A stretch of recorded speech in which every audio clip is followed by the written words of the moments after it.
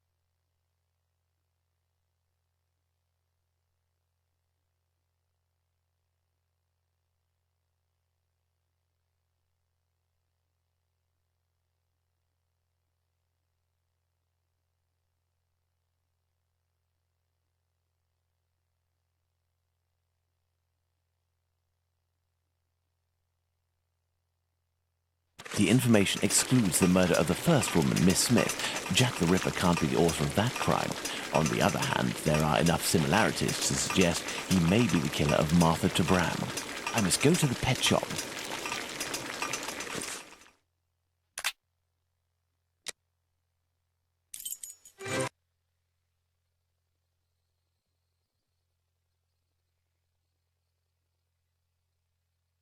I must go to the pet shop. Closed until further notice. Abraham isn't there. No luck.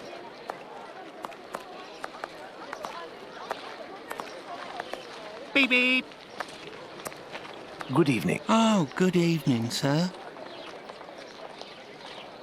Do you know why Mr. Solomonovich's shop is closed? No, I don't. Perhaps his cousin, the cobbler, knows. But I believe the police came to take his animals. I think that might have something to do with it. When was this? During the day. The kids you were with the other day were there, they told me. They just came by to ask for some cat's meat. They didn't have any money, but I gave them some anyway. Is something wrong? It's just that there was a little girl with them, the same age as mine. My little girl who went away with her mother, with the angels into the sky. Dr. Watson told me about your loss. Please accept my condolences. Would you like to talk about it? How did it happen? The illness, sir. My poor little girl was in agony, and her face and body were ravaged by the disease. Her face? Yes, she looked like a ghost. What illness was it? Dr. Gibbons tried to explain when I took my little girl to see him, but I didn't understand. I'm sure that he was trying to insinuate it was my fault. I'm sorry, but I don't want to talk about it anymore. I understand. Farewell. Let's go and see Dr. Gibbons.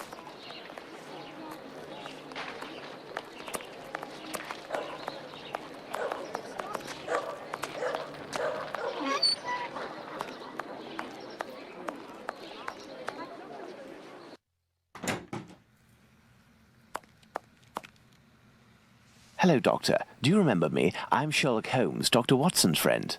Oh, yes. Excuse the mess, but I am doing a bit of tidying. I have come to see you about a Mr. Hardyman, a cat food seller by trade, who recently lost his daughter and wife. Yes, I know him. A tragic story. Actually, I was hoping you could tell me about the disease that took his daughter, a disease that would have attacked her face. Well, to keep it short, we are speaking of syphilis, Mr. Holmes. You must certainly know that it is transmitted through intimate connections, and that the vast prostitute population here contributes to its inevitable progression. It destroys individuals by spreading through the body slowly. The most obvious symptoms can be found in the genitalia and on the face in the form of pustules or lesions. Sometimes this illness can destroy whole families.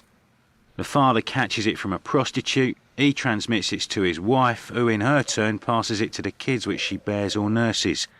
These cases are numerous in the vicinity. Certain children, and this is the case of the little girl whom I won't name, suffer from an emaciation of the face which will, apart from predicting an imminent death, bring infamy upon the family. Emaciation of the face? Yes, what we sometimes call the pox. I will give you a photograph. One cannot be mistaken on the origin of such a face. The eyes seem to be void of lids. The nose is inexistent, as if it was cut off. And the cheeks are chiselled, as if cut with a knife. This loss of facial matter, this emaciation, is, in this area, often the gift from a father to his children. Can I keep this photograph? I should destroy it. But if it can remind you that one must sometimes think twice before giving in to physical attraction... I always seem to find myself alone in such cases. Thank you, Doctor.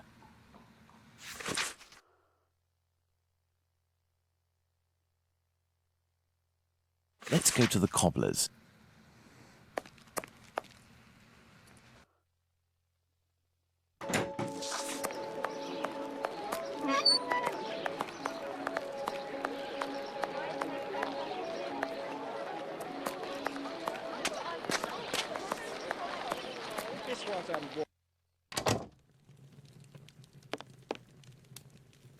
Hello, Mr. Solomonovich.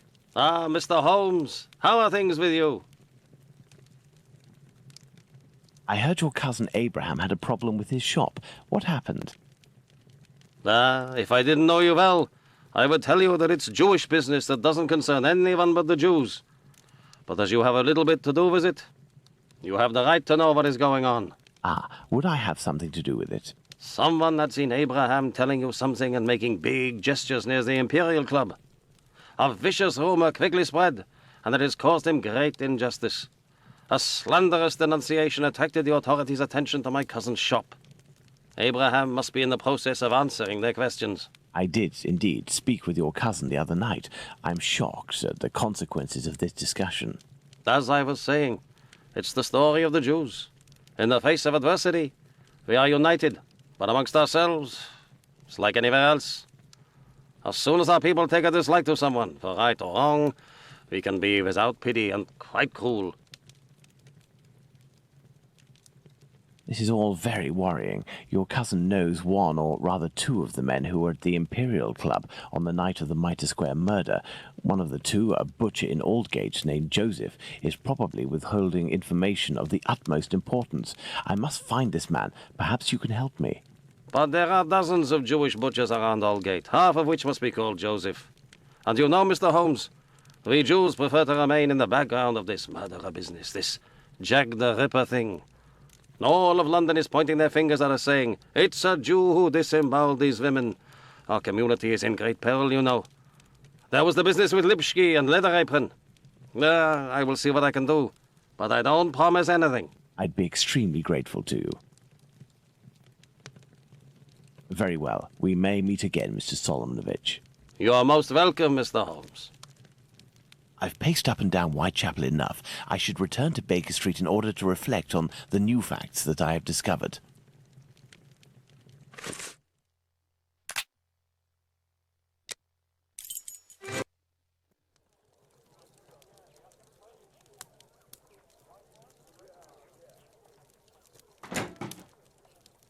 Hello, Holmes.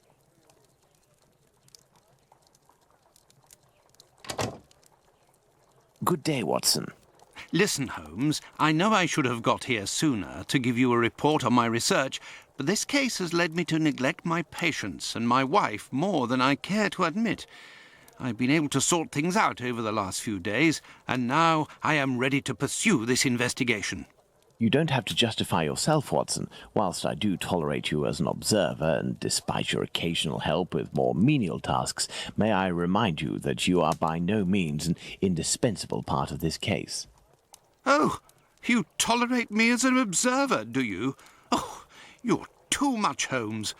Well, Mr. Detective, despite my absence, I have been working on this case, putting my relationship on the line in the process. And I happen to have a confidential letter that only passed from one lord's hand to another. What it contains is extremely serious and concerns Dr. Tumblety and his collection of uteri. Let me see that.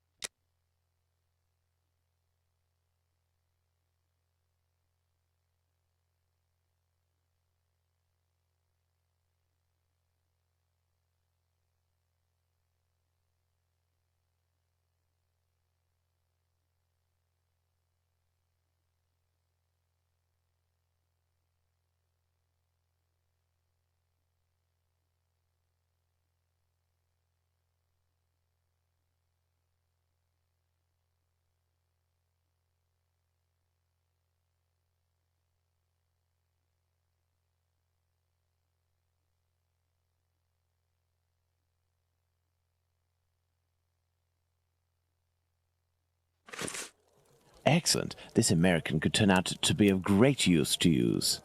That's right, and that's not all. I did some research and finally found an illness that affects the genitalia and can, in certain cases, cause facial symptoms resembling the mutilations seen on the last victim.